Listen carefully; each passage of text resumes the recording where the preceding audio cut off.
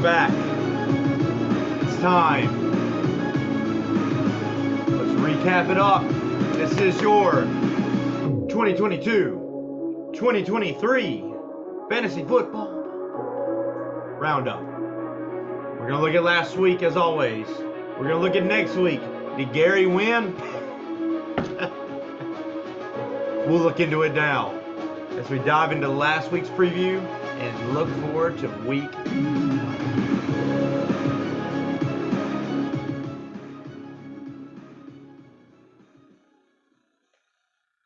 Good to be with you. Good to be with you, ladies and gentlemen. Coming to you live right now at 105.5 The Cheeeeez. I am the best in the world, Evan Calder Golf, Gary Wage. We're going to dive right into it, ladies and gentlemen. We're going to look at last week, week 4, and start off with our usual high man, low man. Clay coming in, who is not good, credit you know. Clay has been known as the ship, aka the girl, the man who took the girl to homecoming, spooned himself into a championship. Don't know really how that happened, ladies and gentlemen, but nonetheless, Clay did get high man this week, coming at a robust 149.4. Now, what do you ask in regards to Clay in terms of history? Irrelevant. The all-time high is still set by one Mr. Cheeeeez, 187.6, and then obviously you have the curve score 200. Alex with Joe Mixon. Again, that's the curve aggregated score with Joe Mixon counting in. Not really anything crazy on low. 92.6 was a low, which was respectable. There was a lot of 90s. Of course, the anti going to Cheeeeez himself. Shocking anti going my way. But this is not even close to the all-time low set by Gary's terrible self, which was 63.5 this season. That was the all-time low set. Took that ground from Evan, who is also just terrible. So the quick, high man, low man, all time. Let's look at our greatest delta, which was a absolute beatdown over arguably the most overrated person in this league, which is Skeet. 51.3 points between Clay and Skeet, and like I said, it was a beatdown. You don't hear this. I'm biased again. Overrated from Skeet's, or in regards to Skeet's organization, but we'll let that play out as we go into the remaining weeks of this fantasy season. And obviously, we look at the sperm bank as well, which is again who is getting dumped off on into this league, and it's Skeet at 567.7 points. So Skeet is again, from other sources, we're hearing overrated is the phrase they would use to describe the Skeet organization. But you didn't hear that from us. This is very unbiased areas into into the week 5 and what? You know what that sound is, ladies and gentlemen? It is the Owen tracker. Owen tracker. That is where we're coming to you live and checking Gary's Owen status. And yes, 0-4. 0-4 for Gary Frazier.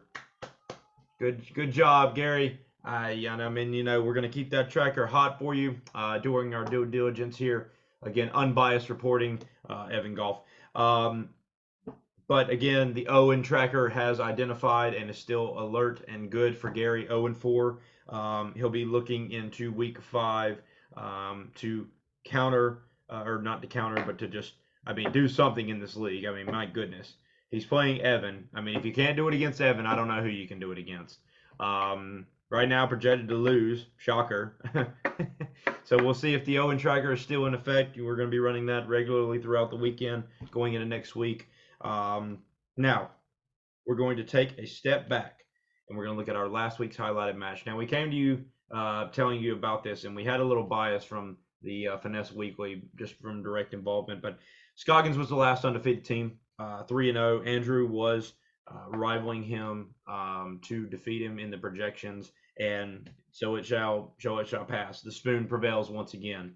Andrew the Spoon Martin coming over Scoggins, 120.1 over 111.6. So now, with that being said, there are no more undefeated teams, and there's only one winless team, which you heard from the Owen alert earlier. So let's just dive into the standings now. Again, no undefeated teams. So 3-1 is a two-way tie in the no side between Andrew and Scoggins. And obviously, you've got Gary, the anchor, holding that division down as well with the Owen.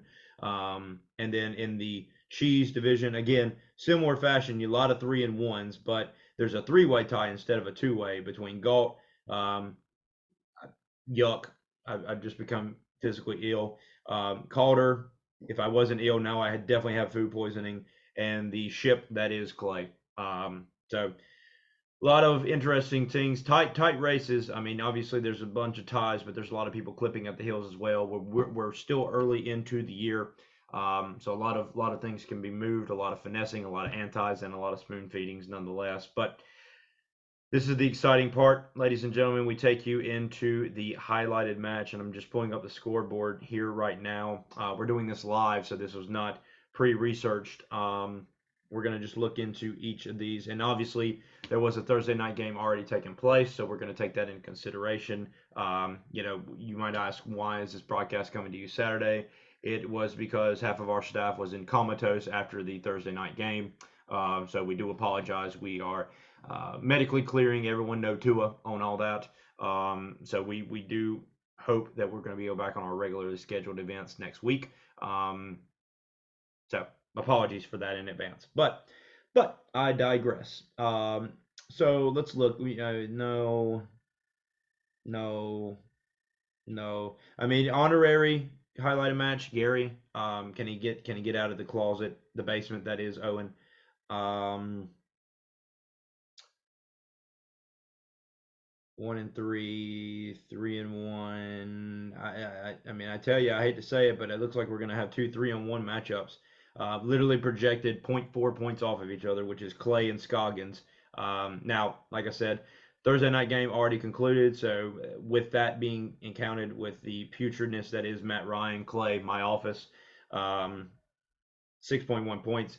Right now, it is a toss up there. And again, you've got a no division and a Cheeeeez division, so rivalry there in the standings as far as the conference versus conference, and then also 3-1 with implications. Both of those teams are tied for first currently, so we'll see how that progresses. But nonetheless, that is the next week highlighted match. We're going to write that down, ladies and gentlemen. Clay versus Scoggins, a battle of 3-1s.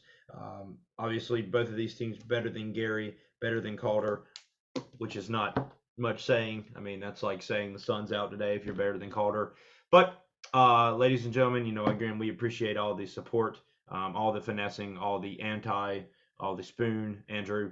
We look forward to every week seeing what's going to come down and pause. And obviously, we will be back next week. Thank you for tuning in at 105.5 The Cheeeeez. I am your gracious and awesome host, Evan Golf, Gary Wage. And we will see you next week.